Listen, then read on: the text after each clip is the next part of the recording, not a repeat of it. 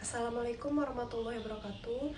Perkenalkan, saya mahasiswi Universitas Eka Sakti. Saya Yuni Nastutisari dengan nomor induk siswa 191038111098, program studi Ilmu Administrasi Negara. Ingin share tugas akhir mata kuliah Perencanaan Pembangunan yang berjudul tentang pembangunan lahan kelapa sawit serta perkembangannya di Kecamatan Pasaman Barat.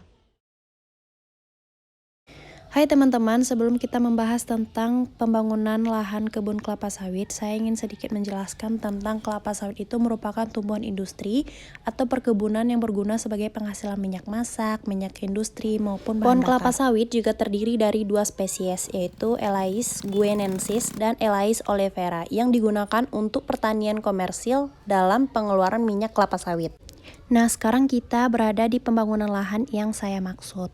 Sawit dapat tumbuh dengan baik di daerah tropis 15 derajat LU sampai 15 derajat LS. Tanaman ini tumbuh sempurna di ketinggian 0 sampai 500 meter dari permukaan laut dengan kelembapan 80 sampai 90 derajat. Dan ini penampakan lahan yang sudah dibangun dari mulai bibit yang ditanam dan kali-kali yang diberi aliran air. Sawit membutuhkan iklim dengan curah hujan stabil 2000 sampai 2500 mm setahun, yaitu daerah yang tidak tergenang air saat hujan dan tidak kekeringan saat kemarau. Lalu, apakah kelapa sawit cocok hidup di daerah rendah? Kelapa sawit dapat tumbuh dengan baik pada dataran rendah di daerah tropis yang beriklim basah, yaitu sepanjang garis khatulistiwa, yaitu 15 derajat LU sampai 15 derajat LS. Di luar zona tersebut, biasanya pertumbuhan tanaman kelapa sawit agak terhambat sehingga masa awal produksinya juga terhambat. Bagaimana penanaman kelapa sawit di dataran tinggi? Pohon kelapa sawit masih dapat tumbuh di dataran tinggi yang sejuk, namun perkembangannya tidak sebaik apabila tumbuh di dataran rendah yang hangat. Pohon ini tumbuh dengan baik di pantai-pantai yang mendapatkan sinar matahari langsung. Kelapa sawit merupakan salah satu komoditas perkebunan yang memiliki peran strategis dalam pembangunan ekonomi Indonesia. Sebagai penghasilan kelapa sawit terbesar di dunia, industri kelapa sawit telah menyediakan lapangan pekerjaan sebesar 16 juta tenaga kerja baik secara langsung terutama maupun di Kecamatan Pasaman Barat. Rata-rata penghasilan penduduk itu dihasilkan dari perkebunan kelapa sawit yang diinvestasikan sejak dulu.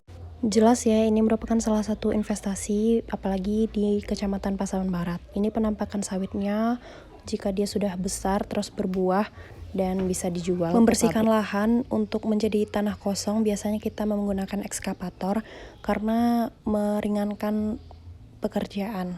Memangnya menguntungkan ya dalam pembangunan lahan kelapa sawit?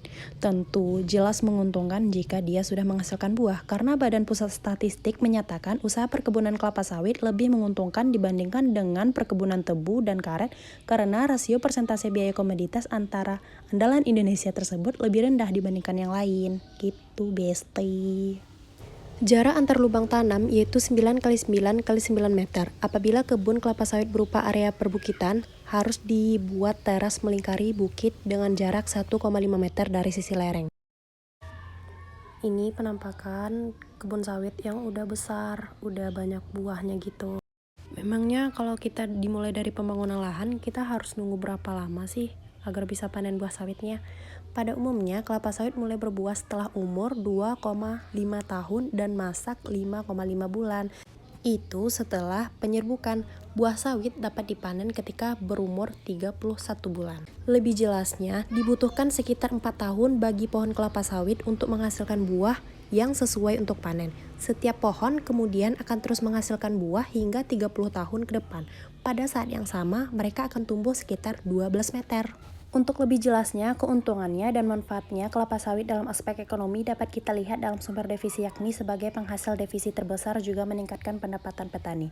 Tidak hanya pelaku sawit saja, perekonomian juga diberikan ke pelaku non-sawit yang menyediakan barang atau jasa kebutuhan di sekitar perkebunan sawit. Mantap bukan? Jadi bagaimana Besti? Sudahkah Besti untuk berpikir berinvestasi sawit di Kecamatan Pasaman Barat? Jika sudah, hubungi saja saya. Terima kasih. Sampai jumpa dan selamat menonton video ini. Jika ada kekurangan dan kekurangan mohon dimaafkan. Assalamualaikum warahmatullahi wabarakatuh. Bye bye. Run.